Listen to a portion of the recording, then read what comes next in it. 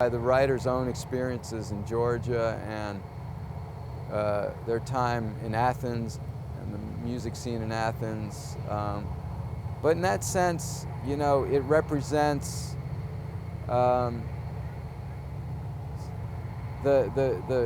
spirit of indie rock that exists all over the country and outside of the urban areas, you know, outside the major, like, you know, what we would consider major urban areas like New York or Los Angeles. And I think Memphis represented that to us, you know, a place where you could have a thriving musical spirit, and it's going on right now, you know, and we benefited from that because we had so many great musicians locally contribute to the soundtrack, to the production, and I don't think we could have done it anywhere else. Get the actors who play the fingers here early. They got here 2 weeks before principal photography, which on a small movie like ours is kind of a luxury.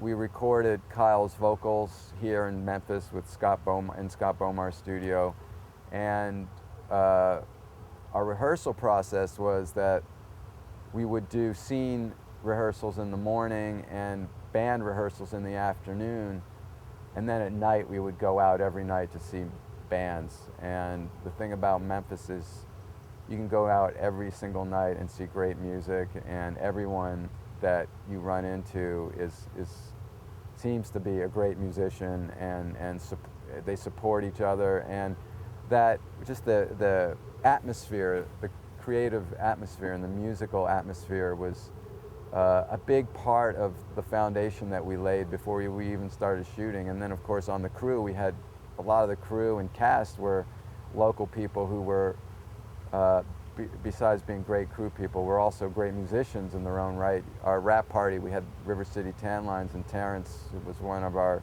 crew members and awesome bass player, you know, and that just says so much about Memphis. The locations were great. The Film Commission was really, really supportive and helpful.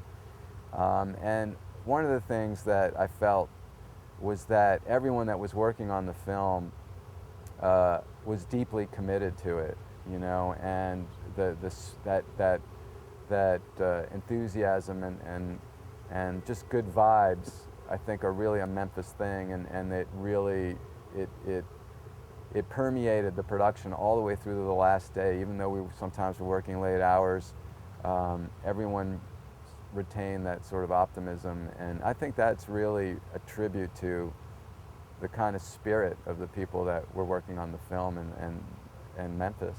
We tried to take into account different looks and different, in Billy's character's case, try to play up the comedy and the outrageousness of what his character was doing.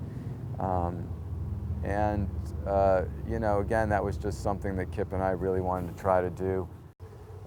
In a weird way, they become an homage to different musical films over the years, films that we really like, and we even got kind of real punk rock with Squirt Gun. That was sort of something that grew out of a need to finish that day on time, and you know, we decided to shoot that handheld and just like 4 times, and just whatever we got, we would cut together somehow, and it's got sort of a nice 80s punk feel to it. And then we have things that are much more polished later on in the film, you know, at what's called the Pulaski Theater in the script, and that's a much more polished performance, and in terms of how it's shot, which makes sense because it's the last scene of the movie, the last musical number of the movie. So both the look of it and our band have progressed at that point. Yeah, we're doing that as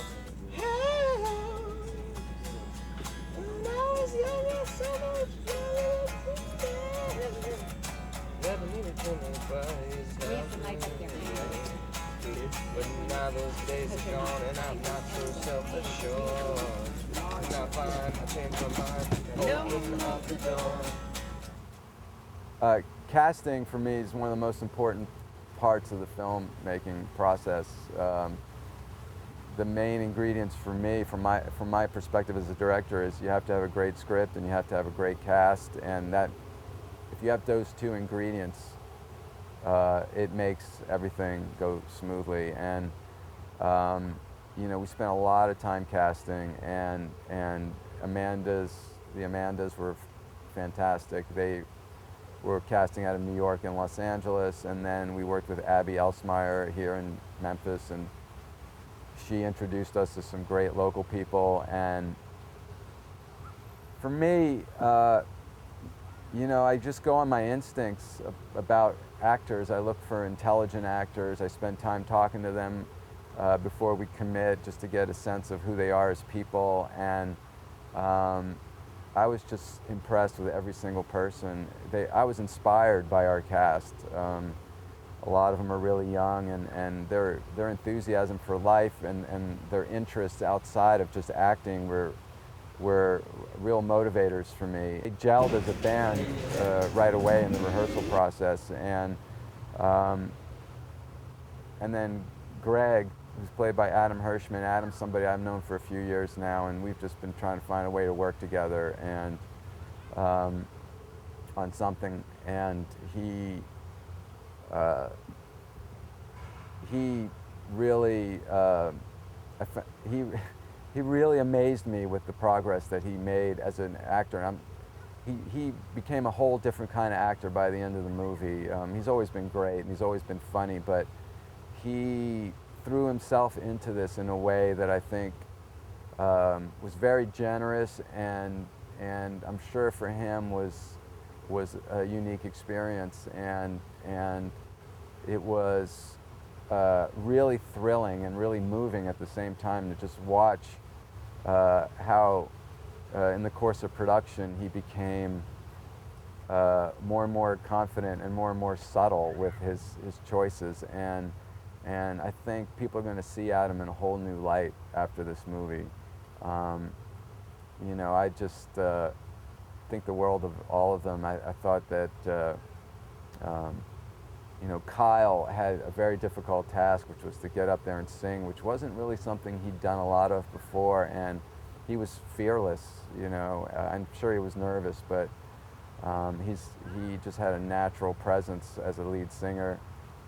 Billy Kay, who has an amazing presence on screen, and he's a really good guitar player in his own right, was, you know, just the perfect person to play Billy. And Peter, who's a little genius who, as you see in the film, he can do a Rubik's Cube in a couple minutes flat, and he in some ways had one of the hardest tasks, which is to look like a convincing as a drummer. He's a musician, and I think he broke it down sort of mathematically and just memorized the patterns, and he's spectacular as Lance, the drummer. And Aaron had played guitar before, but he showed up playing, as he plays Dave, who's the bass player, and he showed up having not only learned the bass, but he was really good. I mean, he was like rhythmically really tight, really precise. And when we were rehearsing, he was actually always playing his bass parts. He wasn't just miming. He was really playing the bass. And you know, so they all were stellar musical students, and I think that comes across on screen. And just the rapport between all the members of the cast was fantastic. You know, Allison and Alexia make the perfect sort of foils to our band, and companions and foils. And you know, we just all hung out all the time. Tanya was sultry as Wendy, and also a smart actress. And what can I say? It was just a perfect cast. I'm glad to have been able to work with all of them, and hope to do it again really soon.